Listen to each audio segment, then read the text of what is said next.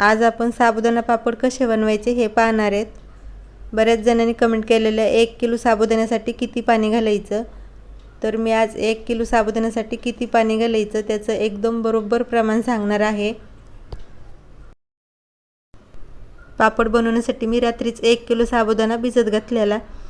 साबुदाणा अगोदर चांगला धुवून घ्यायचा आणि त्याच्यानंतर त्याच्यामध्ये पाणी घालायचं। साबुदाणा बुडून अर्धा इंच वरती येईल इतपत पाणी घालायचं आणि झाकण ठेवून रात्रभर साबुदाणा भिजवून घ्यायचा।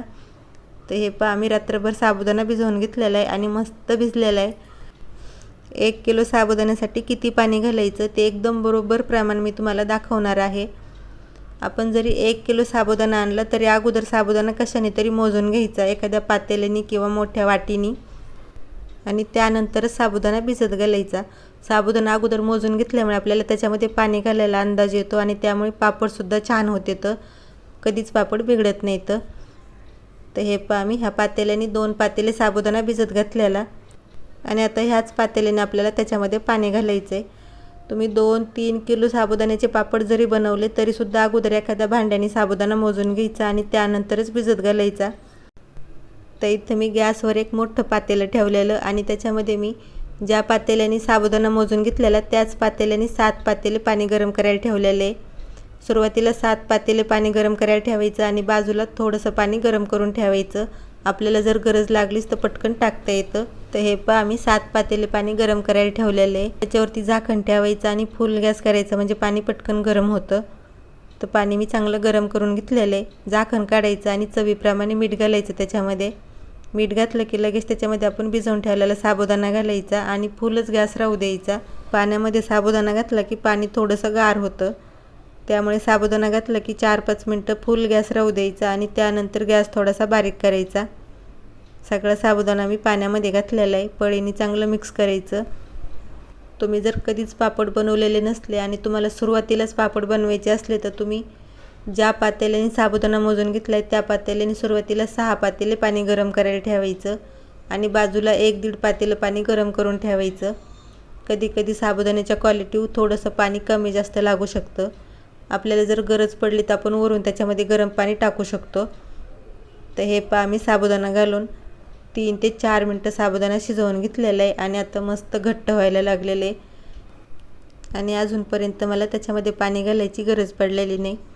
तर इथं गॅस थोडासा कमी करायचा आणि त्याच्यावरती झाकण ठेवायचं 10 ते 12 मिनटासाठी। मध्ये 2-3 वेळा झाकण काढून साबुदाणा चांगला मिक्स करून घ्यायचं आणि परत त्याच्यावर झाकण ठेवायचं आणि त्याच्यावरती झाकण ठेवल्यावर जवळच थांबायचं, नाही तर साबुदाणा वरती येऊ शकतो। तर हे पहा मी त्याच्यावरती झाकण ठेवलेलं आहे। 10 ते 12 मिनटं आपण त्याच्यावर झाकण ठेवूया आणि मध्ये 2-3 वेळा साबुदाणा चांगला हलवून घ्यायचा, म्हणजे पातेल्याच्या बुडाला साबुदाणा चिटकणार नाही। तर हे पहा आम्ही 10 मिनटं त्याच्यावरती झाकण ठेवलेलं।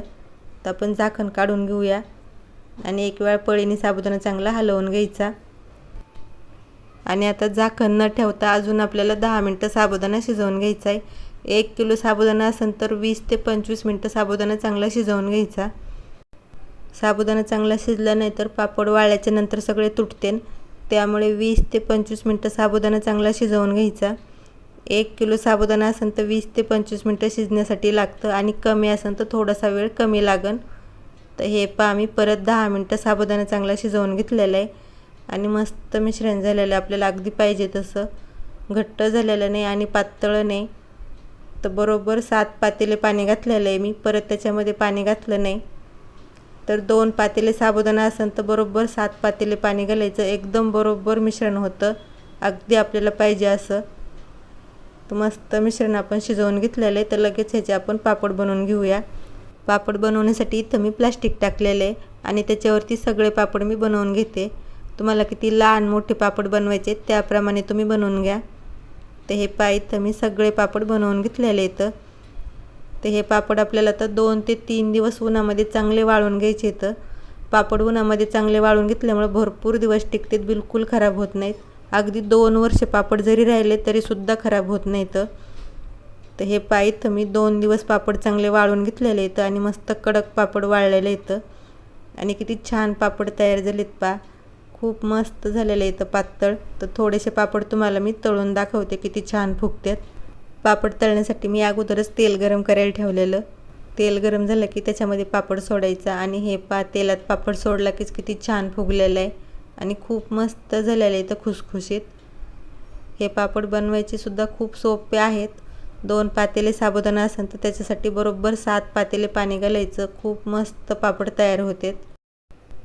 तुम्हाला जरी जास्त पापड बनवायचे असले, अगदी 2-3 किलोचे जरी बनवायचे असले तरीसुद्धा अगोदर एखाद्या पातेल्याने किंवा वाटीने साबुदाणा मोजून घ्यायचा आणि त्यानंतरच भिजत घालायचा.